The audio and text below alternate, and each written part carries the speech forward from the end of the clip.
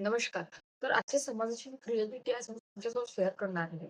तर होतं असं, की प्रत्येक सासूला आपला मुलगा जर सुनेसाठी काही करतोय, तर तिला जास्त त्रास होतो त्याचा, की तो बायकोचा बैल झाला आहे. तो बायको म्हणेल तीच गोष्ट करतोय, तिच्यासाठी जगतोय.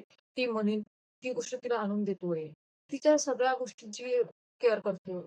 या गोष्टीचा खूप त्रास होतो आणि तेच जर जावई आपल्या मुलीसाठी करतो, तर त्याचा खूप अभिमान वाटतो, खूप आनंद होतो, की आपला जावई खूप छान आहे.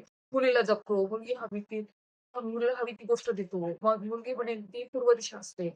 मुलीसाठी आपल्या आई-वडिलांना सोडलं. अरे कसला अभिमान बाळगताय तुम्ही? आणि तो जे काही करतोय ना, तो त्याच्या आई-वडिलांनी संस्कार दिले आहे, की दुसऱ्याच्या मुलीला कसं जपायचं, दुसऱ्याच्या मुलीसाठी काय करायचं, तिच्या शब्दांना, तिच्या भावनांना, तिच्या मतांना किती किंमत द्यायची, हे त्याच्या आई-वडिलांचे संस्कार आहेत, तुमचे नाही. मग तुम्हाला त्या गोष्टीचा अभिमान कसा वाटू शकतो? तुम्ही दुसऱ्याच्या संस्कारांचा अभिमान कसा बाळगू शकता? त्याचा अभिमान तर त्याच्या आई-वडिलांनी ठेवायला पाहिजे ना. पण रिॲलिटी काय आहे? तीच गोष्ट आपण आपल्या पोरासाठी बाळगू शकत नाही. का? कारण तो दुसऱ्याच्या मुलीसाठी करतोय आणि मग म्हटलं काय जातं, की मुलगी सून कधी मुलगी होऊ शकत नाही. अरे तुम्ही आई-वडील तर ना तिचे.